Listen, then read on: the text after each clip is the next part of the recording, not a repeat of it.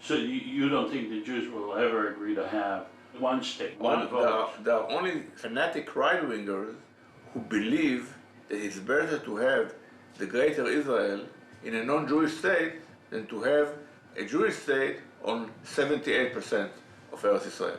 Because they believe that if it's a one state, then the settlements will not be removed. Settlements will not be removed, and they believe in maintaining the occupation under another name. It won't work. Every hill except this one where we are standing, the tops of it is Israeli settlements. All the poles there, all the watchtowers you see there are all Israelis. But the other thing you see from here is what we call maximum geography with minimum demography. A maximum geographic area for the state of Israel with the minimum number of Palestinians who come with this. So the wall is built close to the Palestinian built-up areas, but away from the settlements to leave enough space for settlement expansion, not enough space for the Palestinian, of course, to expand or anything else. It's a possible nightmare, yes. If there will be no solution, we are gradually drifting to this catastrophe. It can happen and should be avoided, should be prevented. Because no longer will be a Jewish state. No democratic, no Jewish. Well, in theory, it could be a democratic, non-Jewish. No. Look, it can be not. I don't believe it will be non-Jewish and democratic. Well, is there a correlation? The Jews are the only one that can come up with a democratic system? No, but in this region we are the only one. We and the Palestinians are the only one who maintain democratic society. But there are Jews. Except in Gaza. But there are Jews and Arabs living in the state of Israel under a democratic system. In Israel proper, not in the West Bank. So why can't we extend it into the West Bank? Because then you annex 4-point-something million Palestinians, and then if today the Arabs in Israel are a minority of 20%, they will be 50%, and 50% is not a minority. It'll be a kind of a one state that's not only binational, but bi-religious. Some kind of a Jewish Muslim state. It has to be democratic, and so you do have the principle of one person, one vote. But this is a national conflict. We're not just a bunch of voters here. This isn't Nebraska. How do you dismantle the Israeli government, the Palestinian government, and the Hamas government? Well, here, you can a little bit take a leaf out of the book of South Africa. It wasn't that the government was dismantled, but it was transformed into another kind of a system. At some point, there's going to be a collapse. That, I think, is the missing piece in our analysis. Because if you try to approach it linearly and go from A to B to C, you can't get there. It doesn't work that way. So I think Israel's created a situation where sooner rather than later, this whole situation is going to collapse. Physically collapse? Physically, economically, politically, yeah. The good thing about the failure of the Kerry talks is finally the two-state solution is gone.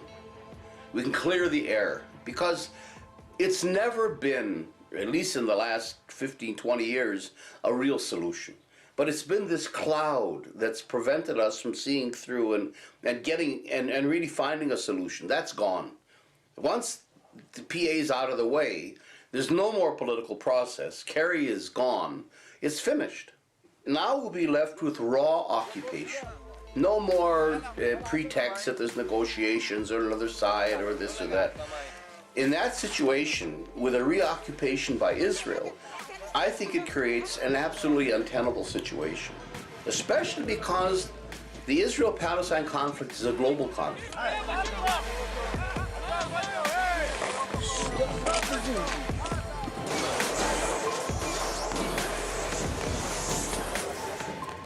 I want a secular state which is equal to all, which belongs to all of its citizens. It's about time to transform the conflict into saying, constitutionally speaking, between the Jordan and the Mediterranean, every individual has the rights for the same rights. رأيي رأيي الشخصي أنا إنه كل العالم يكون دولة واحدة، كل البشر متساوون بغض النظر عن الدين والعرق والقومية. So it is better to have a one state than the global. Global, okay. What about just creating a state that is for the Israelis and the Palestinians together with one government, one person vote equally. ما حكيت له يا أنا الدولة المفروض. It says exactly that's what was PLO in 1960 proposed, a democratic state in all over Palestine, where Muslims, Christians, and Jews live side by side with equal rights and equal privileges and duties. That proposal was rejected by Israel and by the international community, and everybody in the world put every pressure they could on the PLO to change course. The PLO changed course and accepted to recognize Israel in 1988 and endorse the two-state solution. Now you're coming back to square number one, asking the Palestinians to rescind the two-state solution and start talking about a one-state solution. This is crazy. Separating religion from government, a secular state where one person is one vote. Any benefit to that? It will never happen. Not in the next 100 years. Why wouldn't it happen? Because it would be the exact opposite of what the endeavor of the last 150 years was about. The whole idea of Zionism, of coming here in the first place, was to create a country in which we Hebrew people are masters of their own fate. The majority, our culture, our language will be dominant. Once you have one state, this state will be an Arab state. The Jews in this state will be the same as the Jews in America or the Jews in South Africa.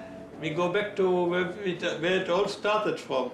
We are already a minority in the country between the sea and the river. Do you see any possibility that either the Israeli government or the Palestinian government, including the Hamas government, will agree to dismantle itself in favor of creating one state? Of course not. I don't see in the whole world a national state disbanding itself voluntarily. And since we have an atomic bomb, it cannot be done by force either.